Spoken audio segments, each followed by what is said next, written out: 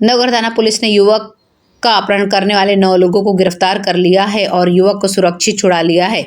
जांच में पता चला है कि ये उस पिता के बेटे का अपहरण हुआ था जिसने साझेदारी में निवेश किए गए पैसों का भुगतान जो नहीं कर रहा था। न्यू गोल्डनेस क्षेत्र के महेंद्रपुर निवासी प्रमोद कुमार उक्टा ने नवगढ़ थाने में शिकायत दर्ज कराई है कि उनके बेटे कुलदीप को अज्ञात लोगों ने इमारत से अगवा कर लिया है। नवगढ़ थाना के मिलिंद देसाई के मार्गदर्शन में पुलिस ने अपहरणकर्ताओं की तलाश शुरू कर दी और साथ में अपहरण हुए युवक को अपहरणकर्ताओं के चंगुल से सुरक्षित छुड़ा लिया और 9 अपहरणकर्ताओं को साथ में गिरफ्तार भी कर लिया है। कुलदीप उक्टा और अन्ना गोपाल अमृत दोनों ने साझेदारी में किए एक कंपनी की स्थापना की थी। ये कंपनी शेयर बाजार में निवेश करने का काम करती थी। इस कंपनी में कई लोगों ने पैसा लगाया था। 9 अपहरणकर्ता पिछले कुछ दिनों से निवेश किए गए पैसे की मांग कर रहे थे, लेकिन कुलदीप उन्हें पैसे नहीं लौटा रहा था। 2 दिन पहले ही उन्होंने अपना भाईंदर पश्चिम का कार्यालय भी बंद कर दिया था। इस घटना की जानकारी मिलने के बाद जब 9 लोग कुलदीप के पास मांगने गए तो अन्ना ने कहा कि अमृत ने निवेश के सारे पैसे ले लिए हैं, मेरे पास कुछ भी नहीं है। उन लोगों ने कुलदीप से कहा कि हम लोगों ने तो आपके कहने पर पैसा लगाया था, लेकिन जब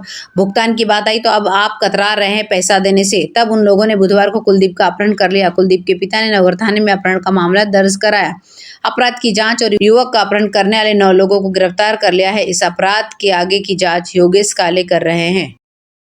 बेरौर पुलिस स्टेशन से जुड़े एक ऑन ड्यूटी बीट मार्शल द्वारा दिखाई गई सतर्कता के कारण 2 कथित कालाबाजारियों को गिरफ्तार कर लिया गया है, जो गरीबों के लिए खाद्यान्न की ढुलाई करते हुए पकड़े गए थे। इस घटना ने एक बार फिर उजागर कर दिया है कि केंद्र सरकार द्वारा सार्वजनिक वितरण प्रणाली (पीडीएस) के तहत वितरित किए जाने वाले खाद्यान्न को कालाबाजारी में भेजा जा रहा है, जो मीरा भाईंदर शहर में रैकेटरों के एक संगठित गिरोह की उपस्थिति का संकेत देता है। पुलिस के अनुसार धीरज वाघ के रूप में पहचाने जाने वाले बीट मार्शल गश्त ड्यूटी पर थे जब उन्होंने मीरा रोड के बिवरली पार्क इलाके में एक संदिग्ध डिलीवरी टेम्पो देखा। वाघ ने टेम्पो को रोका और चालक सहित दोनों सवारों से पूछताछ की, जिनकी पहचान मोहम्मद शाहिद खान और नवल किशोर वैष्णव के रूप में हुई है। दोनों ने पुलिस द्वारा पूछे गए सवालों का संतोषजनक जवाब देने में सक्षमता दिखाई है। न ही वे ये प्रमाणित करने के लिए कोई दस्तावेज प्रदान कर सकते थे कि वे पीडीएस खाद्यान्न को फेरी लगाने के लिए अधिकृत थे, जिसके बाद टेम्पो को जब्त कर लिया गया और दोनों को हिरासत में ले लिया गया है। राशन अधिकारियों द्वारा निरीक्षण और पुष्टि के बाद मीरा रोड पुलिस ने आवश्यक वस्तु अधिनियम, राष्ट्रीय खाद्य सुरक्षा अधिनियम, पीडीएस नियंत्रण आदेश और महाराष्ट्र अनुसूचित वस्तु विनिमय और वितरण आदेश की संबंधित धाराओं के तहत दोनों को गिरफ्तार किया है। जब्त की गई खेप में टेम्पो के अलावा 50 बोरी भी शामिल थे, जिसमें 2500 किलोग्राम चावल और गेहूं सहित अन्य सामान थे, जिसकी कीमत 1 लाख रुपए से अधिक थी। पुलिस ने कहा कि हमारी टीम ने बोरियों का निरीक्षण किया और पुलिस अब आगे की जांच भी कर रही है। इस बीच हम अपनी नियमित प्रक्रिया के रूप में क्षेत्र की सभी पीडीएस दुकानों की आपूर्ति, बिक्री और स्टॉक रजिस्टर का निरीक्षण करना जारी रखेंगे। एक राशन अधिकारी ने नाम न छपने की मांग की है। मीरा रोड पुलिस मामले की विस्तृत जांच कर रही है।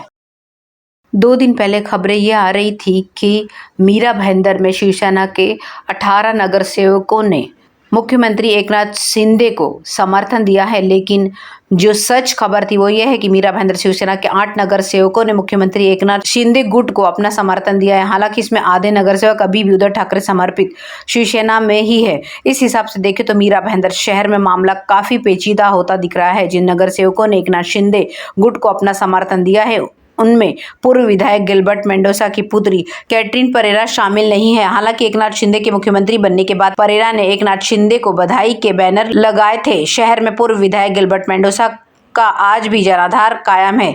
इस हिसाब से देखें तो मीरा भाईंदर शहर में मामला काफी रोचक हो सकता है। वहीं भाजपा के बारे में बात करें तो पहले शहर में 2 गुट थे, परंतु अब गीता जैन के आने से शहर में भाजपा में 3 गुट हो चुके हैं। इन सब बातों को समझे तो आगामी मनपा चुनाव सभी पार्टियों के लिए आसान नहीं दिख रहा है, खास करके भाजपा के लिए। शहर में भाजपा सबसे बड़ी पार्टी है और सबसे ज्यादा नगर सेवक भी भाजपा के ही हैं। उसमें भी 3 गुट हैं। अब जब टिकट बंटवारे के समय सभी गुटों के नेताओं में अपने चहेते लोगों को टिकट दिलाने का प्रयास होगा। वहीं टिकट न मिलने की सूरत में उस वक्त दल बदल का खेल भी हो सकता है। महाराष्ट्र में तो सत्ता परिवर्तन हो चुका है, परंतु इस सत्ता परिवर्तन में मीरा भाईंदर शहर की सभी पार्टियों में परेशानी साफ दिखाई दे रही है।